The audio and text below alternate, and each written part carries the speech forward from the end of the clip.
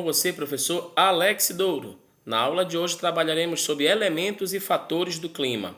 A princípio, nós precisamos entender que a distribuição das zonas climáticas e os tipos climáticos do espaço mundial sempre estarão ligados aos elementos do clima associados às suas relações climáticas com os fatores climáticos. Mas antes de chegar lá, a princípio, nós precisamos falar sobre os conceitos climáticos. Toda vez que nós falarmos de condições momentâneas, de um elemento climático, tipo, está nublado ou então vai chover, nós estaremos nos referindo a tempo.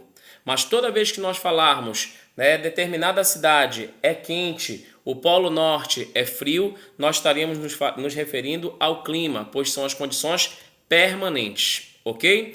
Outro tema interessantíssimo para você é justamente sobre a pressão atmosférica. Não esqueça que a pressão atmosférica é a força que o ar exerce sobre a superfície, ok? Bem, continuando, nós precisamos lembrar que nós temos um outro conceito super interessante, para você no Enem, que é justamente a questão relacionada ao vento. Não esqueça que o vento é a circulação do ar atmosférico, ou seja, é o ar em movimento. E lembrando que essa circulação sempre ocorre das áreas de alta pressão, perfeito, para as áreas de baixa pressão atmosférica. Outra palavra interessante é a umidade, querido estudante. Nós precisamos lembrar que umidade é a quantidade de vapor d'água que nós temos na atmosfera. E essa quantidade de vapor d'água ela vai influenciar no regime das chuvas em determinada localidade. E outro tema importantíssimo é a precipitação, que é justamente a quantidade de vapor d'água, neste caso concentrado nas chuvas, ou seja, é a quantidade de chuvas de um espaço. E nós precisamos lembrar agora, dentro desse conceito, que nós temos exatamente os elementos e fatores do clima. Então, vamos estudar agora esse próximo tema. A princípio, você precisa lembrar que o clima são condições o quê? Permanentes. E todos os climas, não esqueça, têm seus elementos. Os principais elementos são, não esqueça, a circulação do ar atmosférico, conhecido como vento, a quantidade de vapor d'água na atmosfera é chamada de umidade, a quantidade de chuvas em determinado espaço que nós chamamos de precipitação, a variação do calor que nós chamamos de temperatura e a força que o ar exerce sobre a superfície que nós chamamos de pressão atmosférica. Mas esses elementos climáticos, eles passam por alterações e essas alterações são feitas a partir exatamente dos fatores climáticos. Entre eles nós podemos destacar o relevo, a altitude, a latitude, a vegetação, a maritimidade, as massas de ar, a continentalidade e as correntes marítimas. Agora que você já entende que nós temos elementos climáticos, e esses elementos são alterados a partir da ação dos fatores, nós precisamos entender a partir de agora as relações climáticas entre elementos e fatores do clima.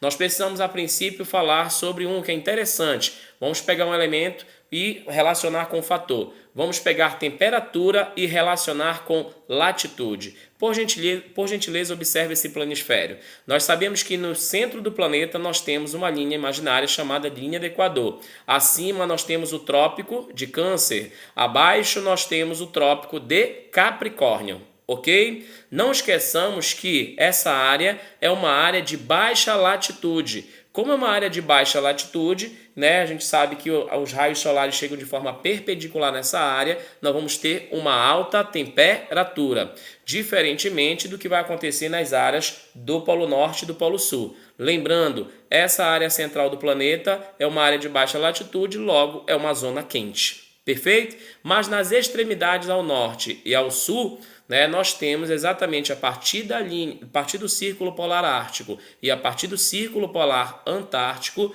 nós temos as áreas de alta latitude, ok? E, consequentemente, as áreas de baixa latitude. Logo, nós podemos confirmar exatamente que nós temos uma relação inversamente proporcional, pois quando a latitude é alta, a temperatura é baixa. Por isso você percebe que na parte norte do planeta e na parte sul do planeta nós temos as zonas frias, ok? Outra relação climática super interessante para nós estudarmos agora é nós relacionarmos a temperatura com a altitude, ou seja, com a altura. E essa referência sempre se dá a partir do nível do mar. Observe essa imagem. Observe que nós temos áreas de baixa altitude e temos áreas de alta altitude. Nós sabemos que o Sol incide no planeta, ok? Uma parte passa pela estratosfera após ser filtrado pela camada de ozônio. Nós sabemos que parte dessa insolação é absorvida e depois é refletida, como está sendo indicada pelas setinhas em movimento, ok? Então nós podemos concluir que de fato, ok, a atmosfera se aquece de baixo para cima. Neste sentido, nós podemos chegar à seguinte conclusão: as áreas de baixa altitude sempre serão áreas de alta temperatura. Já as áreas de alta altitude sempre serão áreas de baixa temperatura. Logo, a relação entre temperatura e altitude são inversamente proporcionais. Ok? Bem, a próxima relação que nós temos que estudar agora é justamente relacionando temperatura com maritimidade, perfeito? Uma relação super interessante de nós entendermos. Olhe por gentileza a imagem. Aqui nós temos as áreas marítimas, né? E aqui nós temos as áreas continentais. Não esqueçamos, né, que o Sol incide da mesma forma e com a mesma intensidade nos dois ambientes, mas em virtude dos seus coeficientes de calor, não vamos ter comportamentos diferentes de aquecimento e resfriamento, tanto das áreas marítimas quanto das áreas continentais. Neste sentido, nós podemos afirmar que durante o dia, a temperatura aqui ela vai ser baixa nas áreas oceânicas, né? Nós vamos ter um grau de umidade que vai ser muito maior em virtude da taxa de evaporação. Consequentemente, as chuvas serão muito mais frequentes, ok? E claro, em relação à pressão, como você tem uma maior concentração exatamente de ar, nós vamos ter exatamente uma alta pressão atmosférica. E lembrando que os ventos sempre vão das áreas de alta para as áreas de baixa pressão atmosférica. Por isso você percebe que essas setas indicam que durante o dia os ventos vão da onde? Do oceano para o continente. Então, na verdade, nós percebemos a chegada dos ventos dos mares aonde? No continente. Logo, nós chamamos essa brisa de brisa marítima. Ok? Na próxima relação que nós temos agora, você vai perceber que é o inverso. Observe aí a imagem. Se nós formos observar a imagem, né, a relação entre temperatura e continentalidade, nós vamos perceber que é totalmente o inverso do que acontece durante o dia. Observe, aqui nas áreas continentais, nós vamos perceber que a temperatura durante a noite será baixa, ok? A quantidade de umidade será menor, porque a taxa de evaporação é muito baixa nas áreas, né, continentais, então você terá uma menor umidade. Consequentemente, as chuvas são escassas, perfeito? Claro, como tem uma temperatura menor, consequentemente você vai ter uma alta pressão atmosférica. Neste sentido, durante a noite, os ventos partem do continente para o oceano. Então, nós temos a saída dos ventos da onde? Do continente em função do oceano. E essa brisa nós chamamos exatamente de quê? De brisa continental. Continuando o nosso assunto, agora nós vamos ver uma outra relação, querido estudante. É a relação agora entre umidade, perfeito, e vegetação. Observe, por gentileza, a imagem em questão. Você percebe que quando a umidade ela se encontra alta, você tem exatamente quando você tem uma alta vegetação, você tem exatamente uma alta umidade. Então, neste sentido, ao contrário, quando você tem uma baixa vegetação, ou seja, quando você tem aqueles locais que tem menor concentração de vegetação em virtude, muitas das vezes, do desmatamento, você terá uma baixa umidade. Então, observe que a relação entre umidade e vegetação é diretamente proporcional. Ok? Bem, dando continuidade agora, nós vamos ver a relação entre pressão atmosférica, com altitude, com altura. Observe a imagem, né? Você percebe que aqui nós temos ar sobre todas essas áreas, desde Santos, passando por São Paulo, Brasília, Quito, no Equador, e La Paz, na Bolívia, nós percebemos que a altitude delas é totalmente o quê? Diferente. Observem Santos. Se nós formos observar, Santos tem uma baixa o quê?